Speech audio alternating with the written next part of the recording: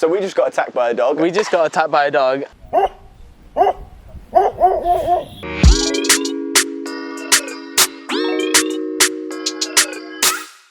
So we're back for week 3 of lockdown conversations, and this week I've got Mark. Yeah, Mark from Amongst Wolves. How are you doing today? I am doing good. We're in a glorious park surrounded by quite a lot of fat little dogs, so right now I'm feeling really good. Chubby little dogs. Yeah, in fact, this is mine and Mark's local park. Yes. Because we live very close. The other 2 parks, I'm not going to lie, Mark, I got a little bit lost in.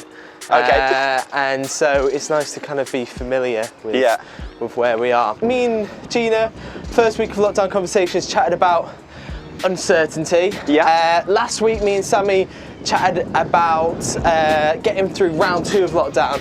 And today I thought we could chat a little bit about mental health. Yes. And specifically about mental health during lockdown, because I don't know if you've seen this statistic that during the first lockdown, should we go down here? Oh yeah.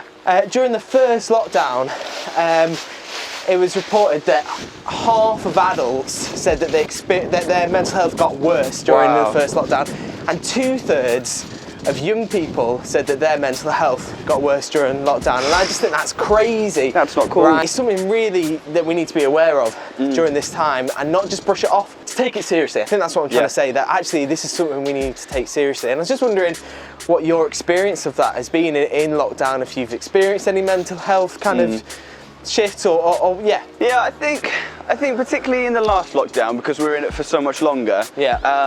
I definitely felt like I struggled, particularly towards the end of the lockdown. Like as we were, because there was no end goal, you know. It was just kind of like, we're in lockdown and this might be forever, and it was just kind of a bit of a daunting experience. I think a lot of people had a similar feeling. Yeah. And I think this lockdown I feel a little better, because we kind of have a bit of an end goal in sight. Yeah, I hear you. But I just think that it's almost that sense of achievement, isn't it? Like with an end goal, once you get to that, it's kind of like you can tick it off, it's done. Yeah. And I feel like you can almost bring that into your everyday as well. Like, have some kind of goal that's like, I'm going to do this today. Whether that is, I'm going to make my bed for the first time in 6 weeks.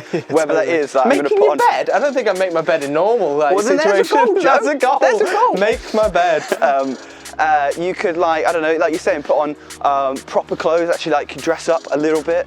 It could be like, make your parents lunch, something like that. Something that you can do that's like, go on a walk, go on a run.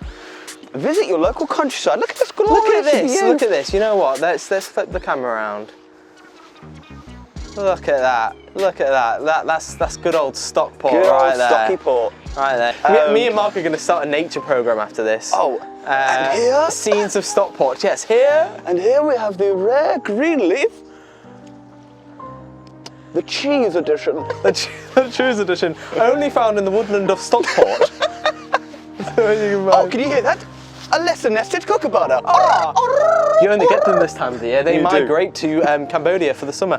But I would, go set yourself Back to the original set yourself point. up a challenge, or whether that is start a nature documentary with a great friend. Do whatever it is that's going to be like, I'm going to do this today, because putting those blocks in each day will help you just get through that day. Because even if it's just an hour, it means by the time you go to bed, you can look back on the day and go, I've achieved something today. I've done something today.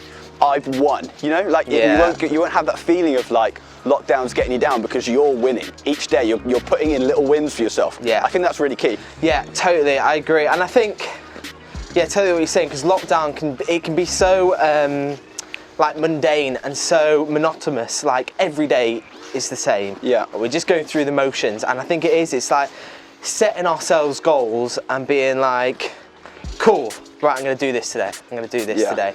I think it's almost setting yourself a goal that's outside of what you're doing. So like if you've got homework and stuff you've been set, or if your parents or guardians have asked you to do something, set yourself an extra goal, something that you want to do. Not something that someone else has asked you, but something you're like, you know what, I want to do this. I want to learn trumpet.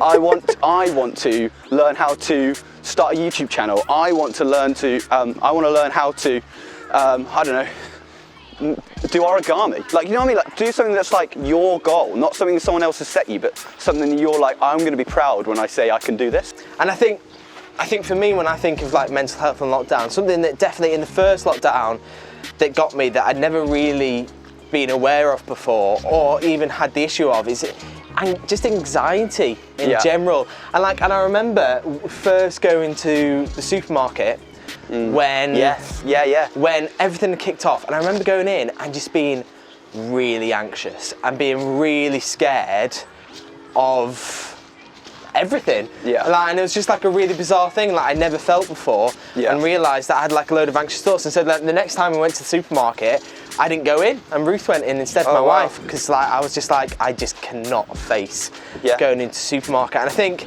for me, as someone who's never really struggled with mental health, it was like, and I know it was only a little thing, but it was like the realisation of like, oh wow, like something different's affecting me that I've never really realised before. And I think it did two things for me. I think the first thing it did for me was it made me realise that I need to be aware of my own mental health and to take it seriously.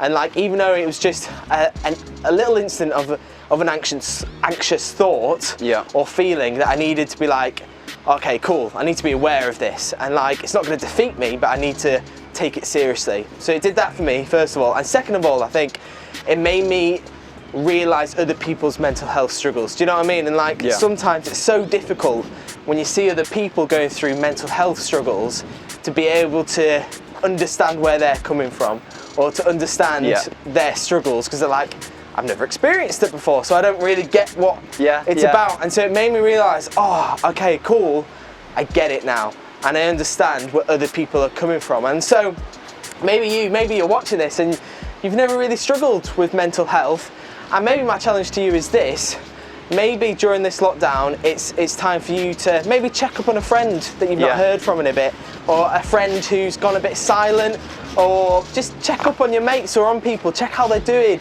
have a Zoom catch up, like all that kind of stuff. It's really, really important. Should we do some skimming, Mark? Yeah, let's do some skimming. Let's skim some stones, baby. I can sense it. Woo! You're good at that. That was good. Yo! It's gonna be a fail. I got two! That's nice little break. And one more thing to remember as well is make sure you are being open and honest with the people around you about your mental health. Totally. And whether that's figuring out who like your safe person is that you can open up to, whether that's a friend or a parent or another family member, you know, someone else that you can be honest with and be like, you know what, I'm actually really struggling today. Like, can you just be chatting with me? Can we hang out tomorrow? You know what I mean? Things like that. Yeah. Like, I think find your safe person. I think that's so important. I think it comes down to the kind of thing of like, and I know we've heard this a million times, but it's okay not to be okay. Do you know what I mean? And I think it's so easy to build in your head a kind of thing of like, oh, I'm just gonna hold it in, I'm gonna get through it myself. But like you were saying, it's reaching out to people, and it's chatting to people, and it's being honest. And even though that kind of is really difficult sometimes to be honest with people, I think it's so important just to be real and say, you know what, I'm struggling during this time, and I need you to be someone that I can just chat to and stuff like that. Exactly. I think part of that as well comes in with being honest with yourself as well. Just give yourself like a couple minutes every day to go, you know what, how am I doing today? And if you don't recognise that you're feeling good, or you know you're not someone who struggles with mental health or whatever, maybe just ask yourself once a day, how am I doing? Am I better than yesterday? Am I worse than yesterday? Recognise those little changes so that if something goes wrong, if you start to feel really bad, you're going to notice it and you're going to catch it before it's too late, or before you have the opportunity to open up to somebody else. Yeah, so important. It is that, isn't it? It's being honest with yourself and not just brushing things under the carpet, which is so easy to do. Not that I've ever brushed anything underneath the carpet, in a literal sense. Because carpets they're like stapled in. Like stapled. Maybe like a rug. Maybe, have you brushed anything under the rug? I don't know. Maybe. So yeah, be open and honest, not only with yourself, but with others too. So yes, Mark, any other advice during lockdown? I would say find interesting ways to entertain yourself. It's going to be super easy to sit on our butts or watch Netflix and Disney Plus or whatever it is. But find new ways, find interesting ways to entertain yourself that isn't just the norm, so that you can shake up your day, so that every day isn't, you know, I've watched 6 seasons of this show. Like, because while that is a good day, if you do that for like 2 weeks straight, you're going to be a lump by the end of it, and you're going to have no, you're going to have no oomph to change that. So I'd say find new ways to entertain yourself. Whether that's getting into a new YouTube channel, Out Amongst Wolves at Brightline. Hey, find a new way to entertain yourself, I would say. In the links below, I think something that's really good is reaching out for help as well. And it's good to chat to other people, but sometimes it's good to see and check out different materials and resources that can help you. So in the link below is a link to loads of different places that can help you with that sort of thing. Particularly check out the Lily Joe project. They've got loads of stuff that can help you out. I really recommend doing that. Shall we, Marcus? Yes. Find somewhere to sit. I like the sound of that.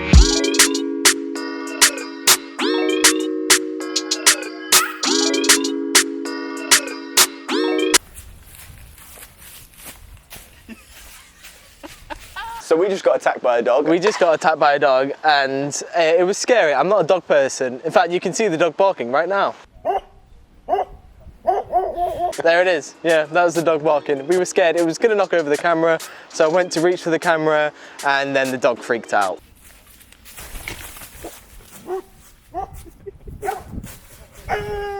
Yeah, pretty much. Yeah. And then we thought we were going to get eaten, and we weren't. So we can do the rest of this video. So, Mark, we've chatted about mental health, just kind of being honest with each other, but honest with ourselves, reaching out for advice. And I think something that really helps me is like looking at the Bible and looking at Jesus, especially with the worry sort of side of things. I'm definitely someone who's worried a lot in the past. And a big, something that I've always found really, really helpful is this verse in the Bible in Philippians 4 verse 6, which is basically says like, don't worry about anything, but instead like, anything that you're worrying about, tell it to God. Thank Him for what He's done in your life, but tell Him about your worries, and that instead of having worry, it'll be replaced with a peace that passes all understanding. And for me, I know there's been so many times when I've been worried or anxious about something, and that I've looked at that Bible verse and been like, you know what? I need to pray about it, and I need to give it to God, because ultimately, God cares, doesn't he? He cares about us, He loves us. He's not just left us on this earth to wander, but He steps into our story, right, doesn't he? And He steps into our lives, and yeah, that always gives me great comfort to know that I can give up any worry that I've got to God and that He listens. Yeah, I think that's the crazy thing is, we're out here in a beautiful part of Manchester, looking at all the incredible things that God has created, angry dogs, streams, rivers, trees, all this stuff. God created all of this stuff, created everything in the entire universe, everything that's ever been, and yet He carves out time to listen to us, and He's never too busy to hear what's going on in your life. He is never too busy with making sure that this person gets there, or He's never too busy creating something else to give you time. And actually, like, that's the beautiful thing is that that God always has time for us, and we can come to Him with all the stuff that we're worrying about, and He will listen. He's not just going to sit there while He's sorting something else out in the background. He's not just going to sit there while He is also listening to somebody else. Like, this is God. He is above and beyond all of that stuff. Actually, He's going to sit and He's going to listen. He's going to hear you talk about what you're worried about. He's going to listen to you talk about your home life. He's going to listen to you talk about your schoolwork. He's going to listen to you talking about how you're freaking out about coronavirus. Because He cares about you, because He's there for you, and He loves you so much. And He's willing to give that time to you because you're so precious. I find that blows my mind. Totally. The fact that the God who created the universe, He cares about my little struggles. Yeah, He sees you, man. He sees it, And like, ultimately, we see it in the person of Jesus. Jesus dying on the cross, that's His ultimate sign of love for us, that He cares for us, that He would die on the cross to take the punishment for the things that we've done wrong, and then raise back to life 3 days later. So that's insane, isn't it? Yeah, exactly. There is a God who cares about you, who has a plan and a purpose for your life. During this whole crazy lockdown season and everything that's going on, God sees your little situation. He sees you right where you are. In fact, you watching this right now, God sees you and He knows you're watching it. It's amazing. He loves you and He cares for you. Remember, don't brush off mental health. It is important. It's important to check your mental health, to check you're okay. Chat with other people, be real, and honest. And I think that's it for this week's Lockdown Conversations. I think so. Just make sure you're looking after yourself. Make sure you are staying in touch with good people who are going to help you. And yeah, make sure you're looking out for those people as well. Who can you be a safe person for as well? Yeah. Thank you for joining me, Marcus. Thank you for having me, Joseph. Pleasure. I will see you soon. See you later. Bye. In a bit.